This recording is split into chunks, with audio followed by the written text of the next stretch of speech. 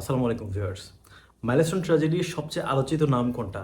এটা তো আপনারা জানেন, মাহরেন চৌধুরী। মাহরেন চৌধুরী ম্যাম, ওনাকে আমি স্যালুট জানাচ্ছি।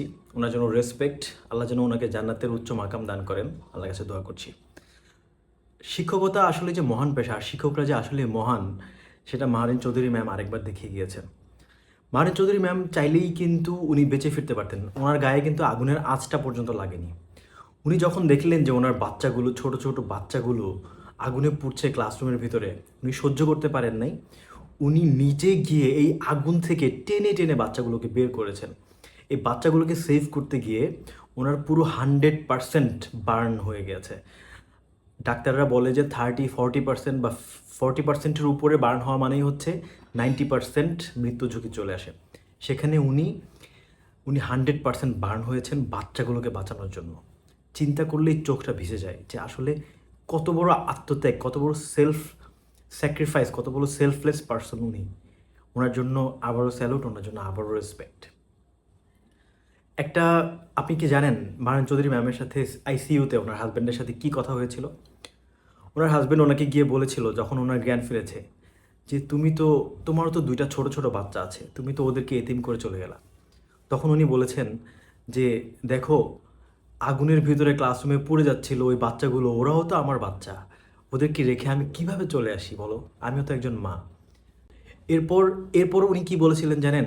এরপর উনি ওনার হাজব্যান্ডকে বলেছিলেন যে তুমি আমার ডান হাতটা একটু শক্ত করে চেপে ধরো তো। তখন ওনার হাজব্যান্ড ওনার ডান হাতে ধরতে গিয়ে দেখলো যে আসলে ওনার হাতটা পুরো এমন অবস্থা হয়ে গেছে যে এই হাতে আর ধরার মতো অবস্থা নাই, মানে জোরে চাপ দেওয়ার মতো অবস্থা নাই, জোরে চাপ দিলে গলে যাবে। তাও উনি ওনার হাতটা ধরলেন। আর তখন মাহরেন চৌধুরী ম্যাম ওনার হাজব্যান্ডের হাতটা এভাবে বুকে নিয়ে বলল যে তোমার সাথে আমার আর দেখা হবে না।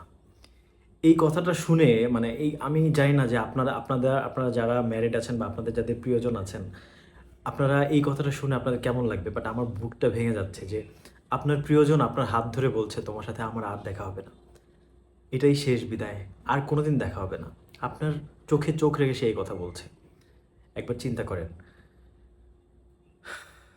এটা আসলে কি বলবো, যে এটা আমার কাছে মনে হয় যে এর চেয়ে কষ্টদায়ক বিদায় আর কি হতে পারে? আপনার প্রিয়জন আপনার হাত ধরে বুকে চেপে বলছে তোমার সাথে আমার আর দেখা হবে না, ঠিক তার 1 ঘন্টা পরেই উনি মারা গেলেন। সো আমার কাছে মনে হচ্ছে যে মানে এই যে মাইলস্টোন ট্র্যাজেডিতে আমরা আসলে এত হৃদয় বিদারক ঘটনা দেখেছি, ছোট ছোট বাচ্চাগুলোর মৃত্যু দেখেছি। প্রত্যেকটা মৃত্যুই আসলে মেনে নেওয়ার মতো না। মানে চোখ, যতবারই ফেসবুকে ঢুকেছি, সোশ্যাল মিডিয়ায় দেখেছি, চোখ ভিজে অটোমেটিক চোখ থেকে পানি পড়েছে। আমি জানি না আপনাদের কী অবস্থা হয়েছে, আমাকে কমেন্টে জানাবেন যে এই ধরনের ট্র্যাজেডি বাংলাদেশে কেন বারবার হচ্ছে। আমরা কি কিছুই করতে পারি না?